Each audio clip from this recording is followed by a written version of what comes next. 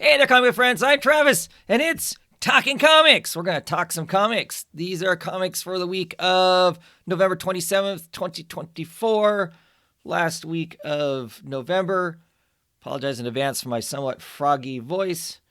It's mostly superhero comics. This is my superhero comics. Like all my superhero books seem to all come out in the same week. For a while there, my superhero comics had gotten down to just a bare minimum of books, and now it's rising back up. The all-in stuff has been producing stuff that I've been curious about, so we've been diving into some of that, and so we're going to talk about that.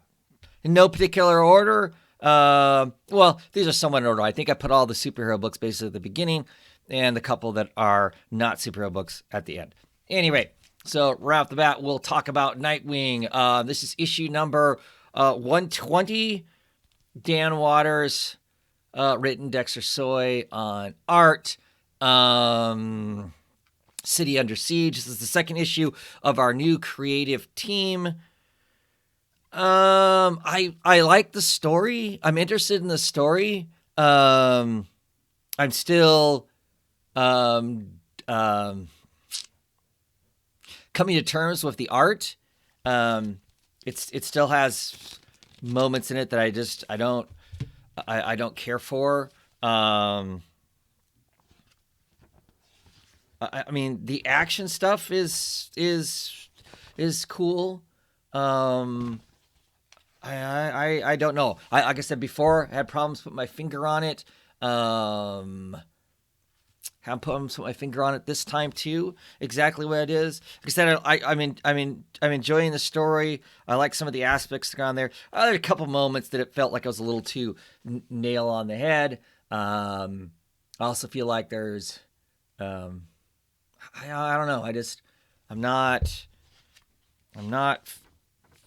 feeling the art, and if you're not feeling the art in a comic book, it makes it a little harder to read. I just look at you did the colors. Gandini on colors. But yeah, it has this newer school style of art element to it that I'm not particularly a fan of, and I tend to fall off of any books that becomes kind of the art style, and I don't know if how much of it is in the coloring and how much of it is in the line work itself. There's an animated feel to some of it that I just it's not my bag, and I think that's what I'm going to pin it on currently until I can come up with something else, because I haven't completely figured that out. But I'm going to stick around probably for at least this first arc. Give it a chance. Maybe the art settles in with me with the story. But yeah, I'm just not 100%.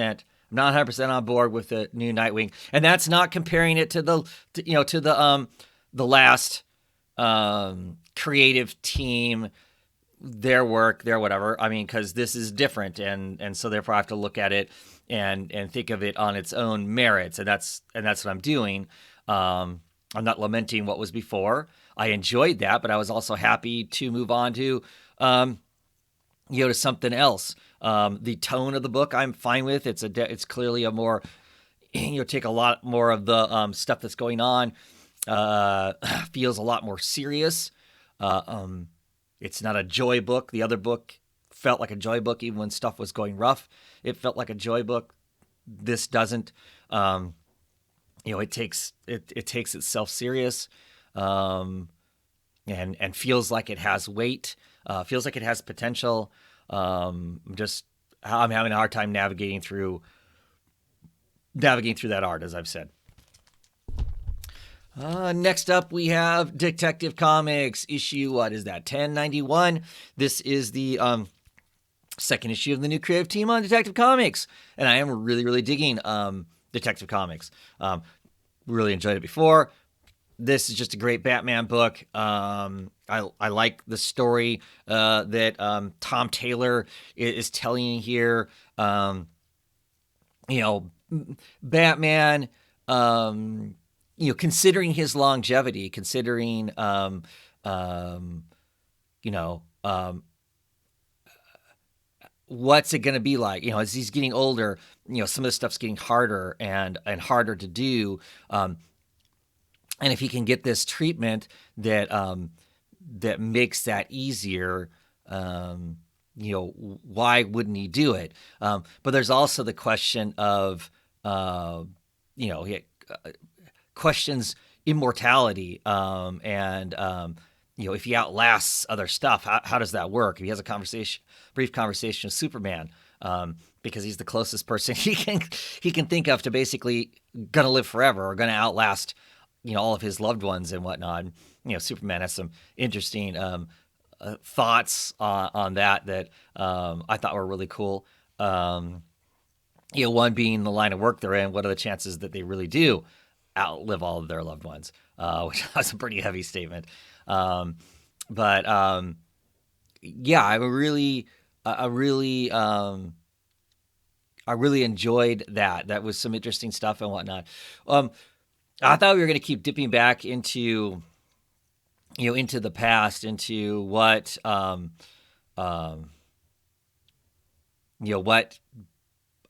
Thomas Wayne's legacy left for Bruce. Wasn't so much of that in this, but still interesting. We've got this mystery that's going on around him that he's trying to solve of kids being murdered. How much of it he feels accountable for. And I'm really enjoying that. Of course, the Janin art is just brilliant. Janin just does such a great job, just a great artist. So it just makes it a real joy to read it. I'm, on board. I always dig Detective Comics most of the time. Happy when I can collect it, and not have to drop it because it's not good. But it's just like I said, really enjoyable Batman story. So all those aspects of it. New book I picked up is Green Arrow. It's just issue number 18 with a legacy number on there of 351. It's interesting. Legacy number on this.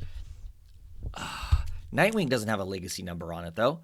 Is it because when Nightwing started back up again after the New 52 and whatnot, it started over. They never went back to the old numbers because it's had a series. I'm sure that the Nightwing series went on as long as some of the original Green Arrow series. Anyway, that's a whole other can of worms, whatnot. So anybody who knows me long term knows I'm a big Green Arrow fan. I've become less so since the New 52. I feel like the New 52 broke the character. I thought the New 52 as a whole brought some great stuff. We got some great stories, things we would never gotten to read otherwise. But the de-aging and dematuring of some aspects of Oliver just kind of wrecked the character for me as far as it being Green Arrow. Just now he's a dude in a green suit that shoots arrows. He's not that other person.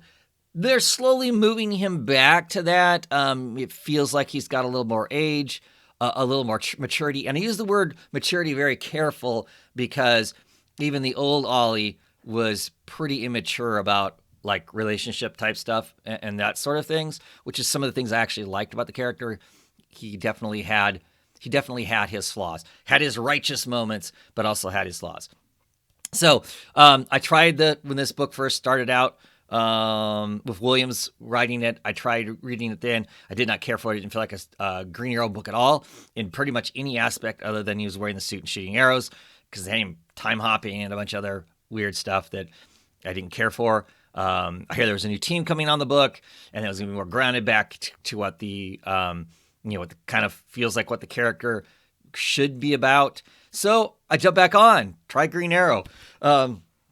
Creators on this book.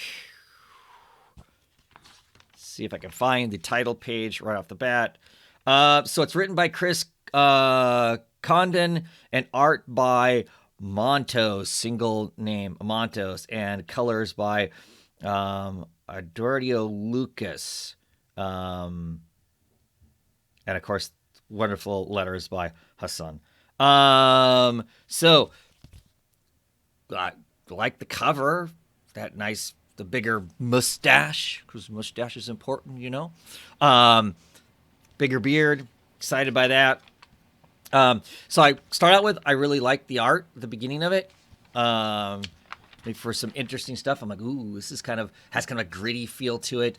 As this kid is in a playground and I don't know, finds tar pit or something like that.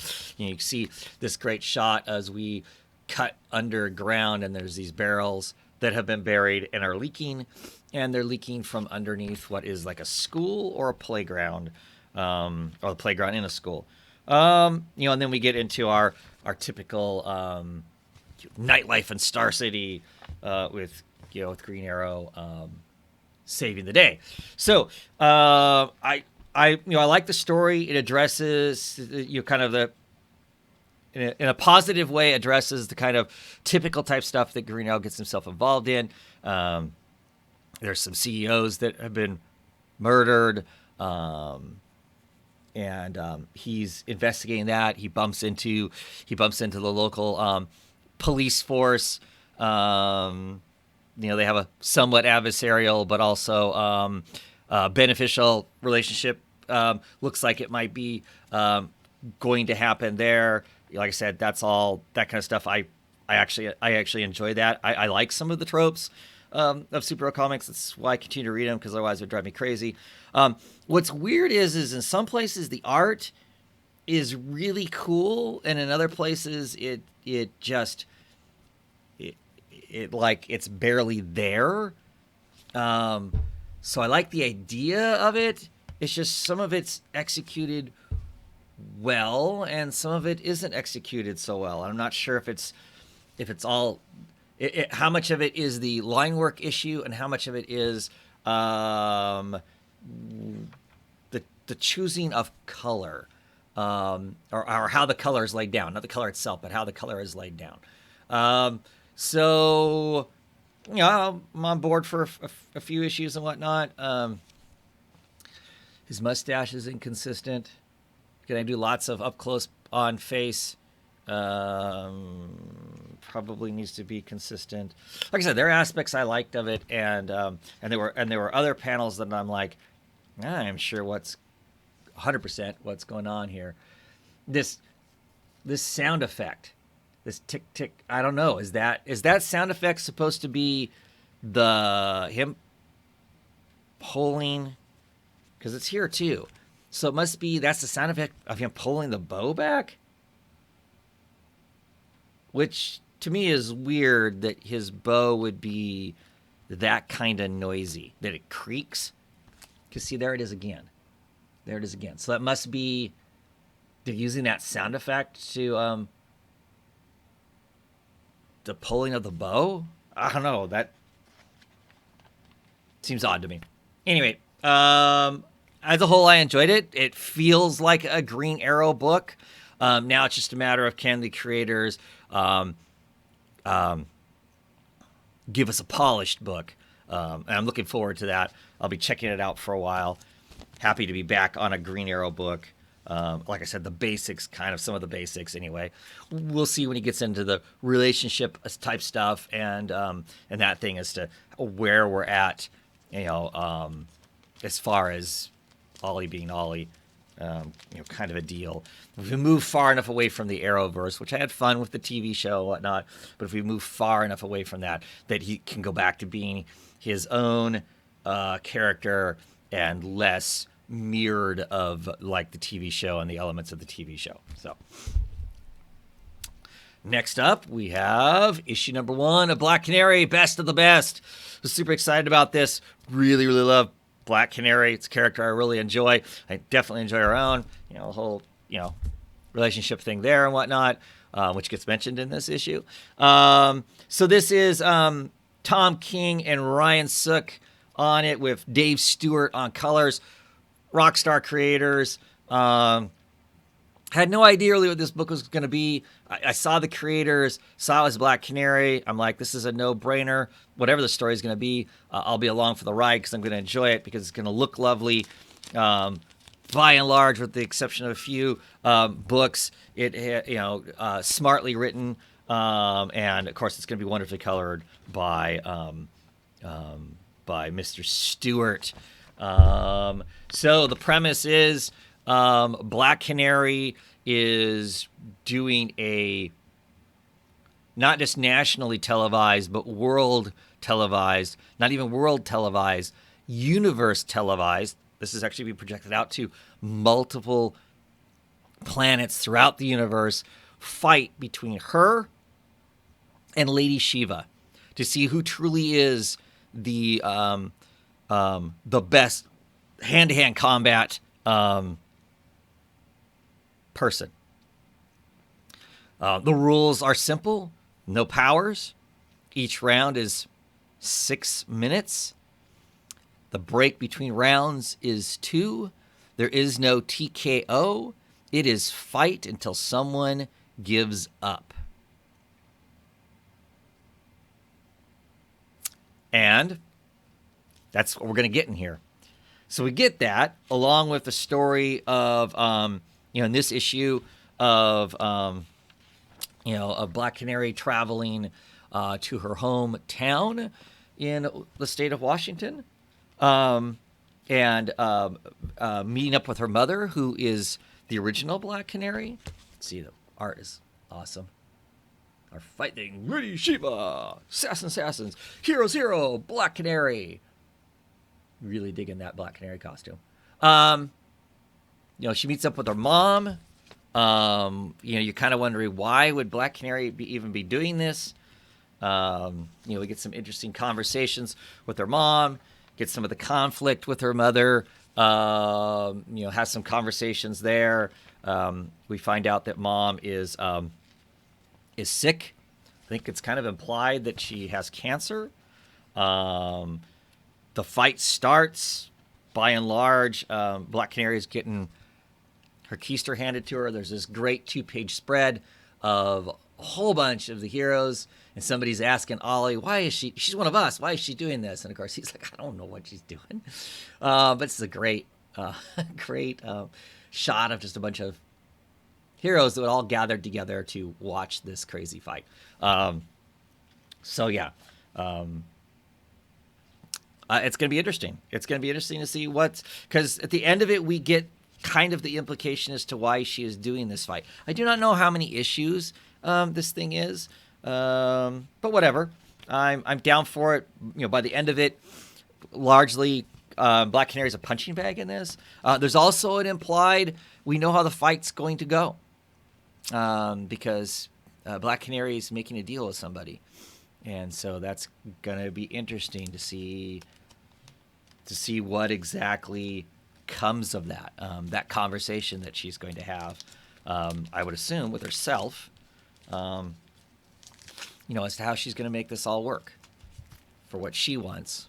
And the implication of that is going to be interesting. So looking forward to that. All the characters feel on character. So that's a good thing. Sometimes when you start telling a different story like this, it's like, boy, that's way out of character. Or, taking a character someplace so far removed from kind of what their core is that it can make it hard to get into the story. But that's not the case with this. Good stuff. Then we have The Flash. This is issue number 15, that Legacy 815 there. Love this cover. That's a great cover. Demondo cover there.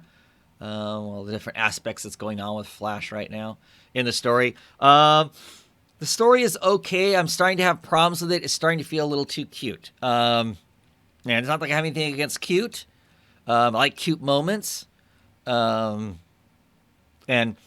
whatnot, but I don't want the whole comic to be cute, and it's feeling cute, especially after the last 13 issues, where it was this very serious book. And I get you can have light moments, have an issue or two that are fun, but I guess I like serious comics when it comes to my superheroes, unless it's a comic that's always been billed as being fun, ambush bug, whatever. The last Nightwing. If I'm going to quickly describe that book, joy is the first word I use for it. It's a fun book. Serious stuff happens in it, but it's a fun book. This feels cute in ways that don't appeal to me. I think part of it is the art.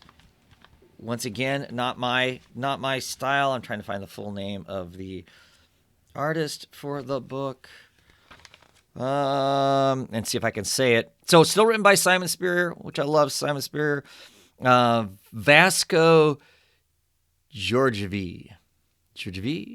and then Matt Herms on colors.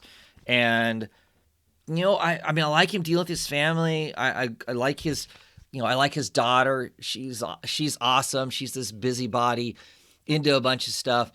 Young enough to be smart enough to figure out a lot of things, but she's also wants to use big words, and sometimes she can't fully remember what the big words are, and so it shows kind of her age. And I enjoy all that she is her age and not this highly elevated. Sometimes Damian doesn't act his age. Certainly some of the other Robins, when they were younger, didn't always act their age. But I like her because her part feels right. And the dialogue between them is funny, and the parts that are supposed to be funny are great. They feel funny, and they should be funny. But just but a lot of the other aspects of it just feel cute. And I'm using cute in this moment as derogatory. Nothing, even when something serious happens, it doesn't feel serious. And to some degree, it's the art style for me. It just, when it starts getting into the manga, animated sort of style, I'm less excited by it. And this kind of rosy-nosed and they don't quite start putting emojis next to people's heads, because that drives me crazy. That's the biggest thing that pulls me out of reading manga is the emojis, because I just feel like if you can't draw or some other way let me know what the emotion is, that feels like a failure, and the emoji feels like a cheat. Just saying, that's for me, that's what it feels like. But so I don't know. So I'm hoping this isn't going to be the long term. If this is a long term Flash, I'm probably done, because I go back to the Flash feeling kind of like a joke, which is how the character has kind of always been for me. But this book kind of turned that around. Like, okay, there's some really cool stuff that you can do with the Flash, and some interesting storylines. He's not just the comedy he is from the Justice League and Justice League Unlimited animated TV show. He's more than that. Like I said, as a whole, I've never really gotten into him, and so that makes the book even a bigger struggle for me if it starts to have elements in it that I'm not enjoying. It's really easy for me to pull back on it. So I'm hoping that this is an arc, 4 issues, 5 issues at most, and we're going to move on to something else. But we'll see. I think unless something miraculous happens, if this is going to be the bag for the next 10 issues or whatever, probably I will be hanging it up soon. Not that it's a terrible comic. It's a good comic.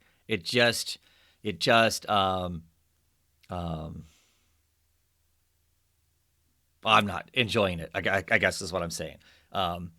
If that makes sense. It can be a good comic and still not be for me, and not be something that I personally enjoy, but it doesn't have any mechanics or anything about it. There's no fatal flaw in there that I can point and go, look at that or whatever. It's consistent all the way through. Whereas like the my talking about the Green Arrow comic, there's some inconsistency in it. And I think that comes with practice, and I'm fine with that. This is consistent all the way through. It is what it is.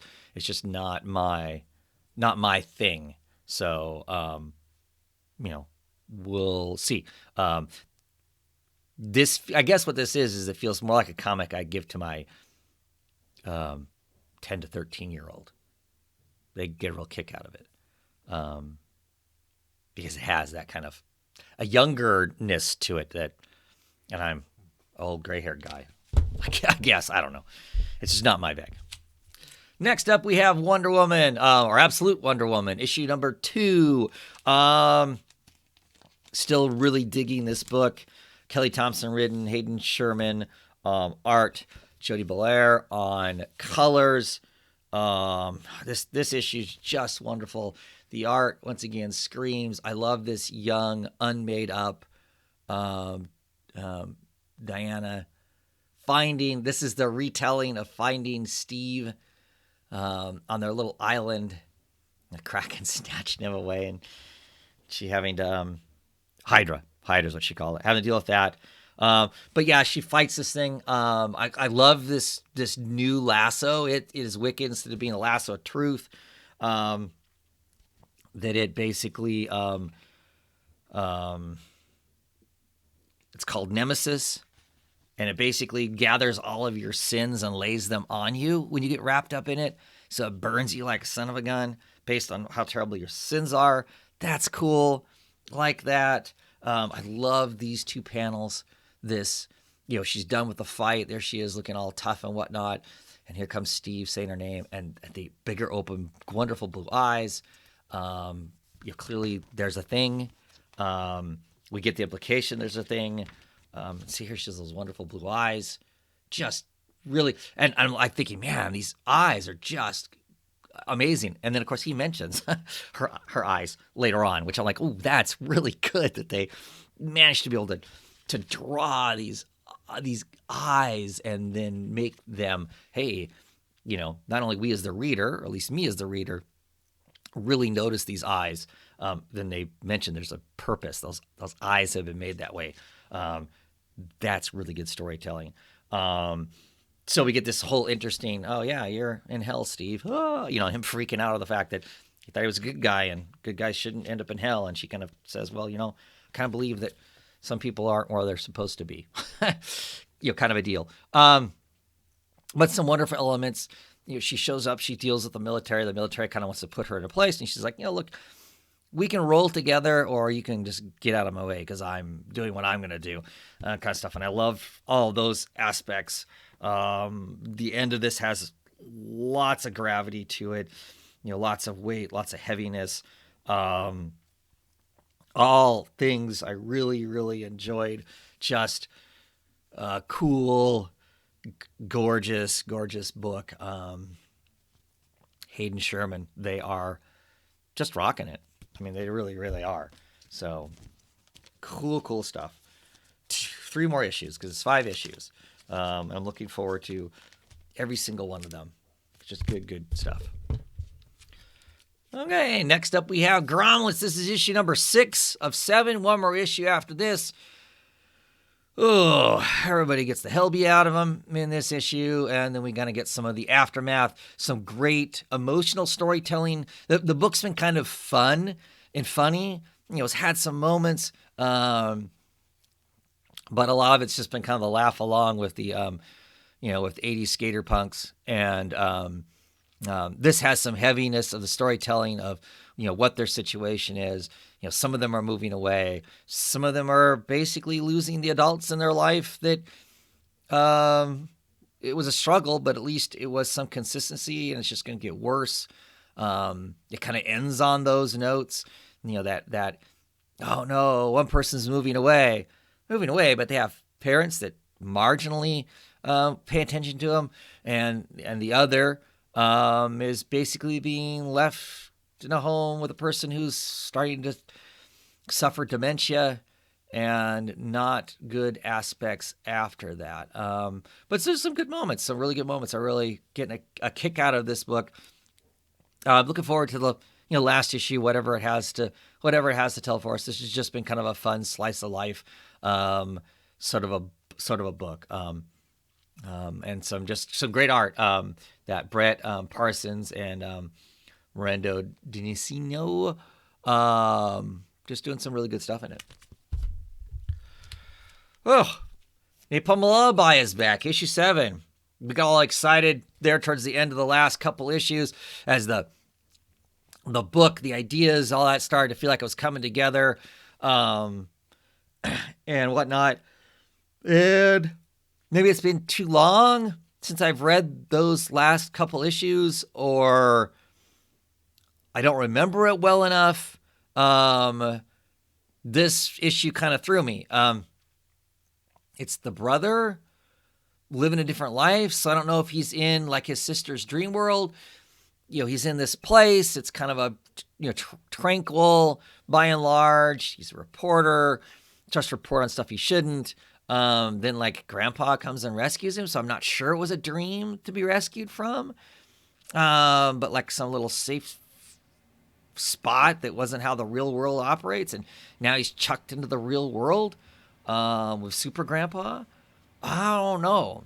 And also, I really don't dig that cover. Yeah, I mean, I'm gonna read along for a while, but I may have to go and dig out those other issues because it's kind of threw me.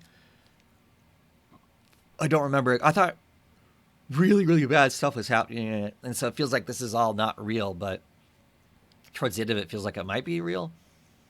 Yeah. Anyway, I look forward to checking other people's videos out and what they had to say about the book, because puzzled, definitely puzzled. And finally, this time around, let's turn it the right way. It is Ultra Omega, issue number 7. Gonna go to 9. This thing is thick. It's square bound, big old thick thing.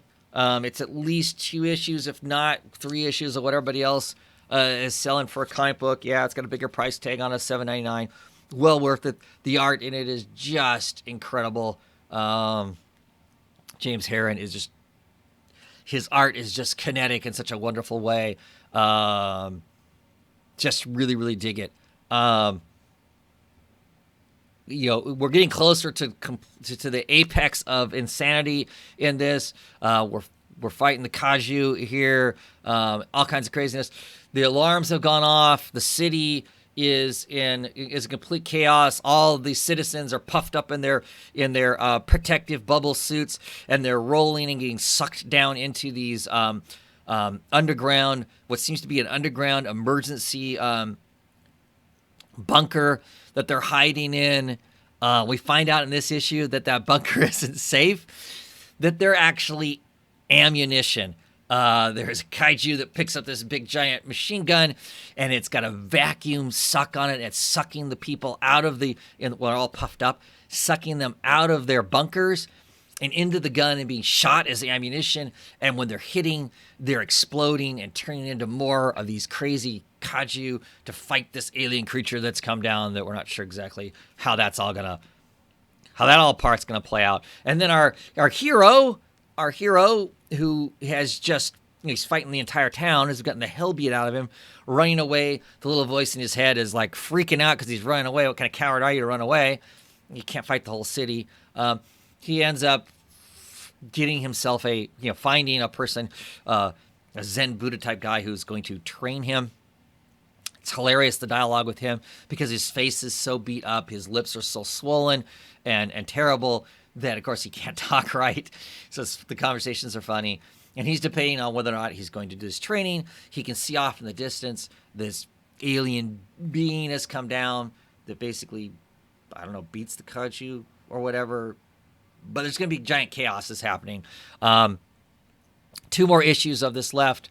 I think the next issue is coming on in a normal monthly, and then the one after that, I believe, is going to be much later than that because it is a much, much, much bigger book. They couldn't fit everything in, so I'm guessing that last issue is going to be like a trade's worth of story all in one bunk.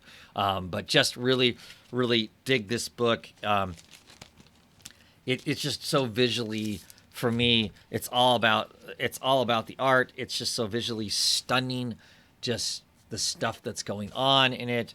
It just is super cool. Him standing on top of that skyscraper as they explode out of the skyscraper because the citizens are they're being poisoned in some fashion, and they're erupting into these into these monsters.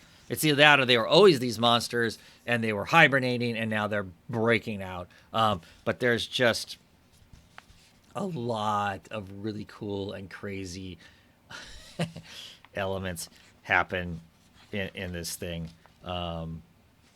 Yeah, so he flies, crashes out in the middle of the desert. There he is out in the desert. There's a lizard walking along. And then there's our trainer who heats his thumb up to light his cigarettes.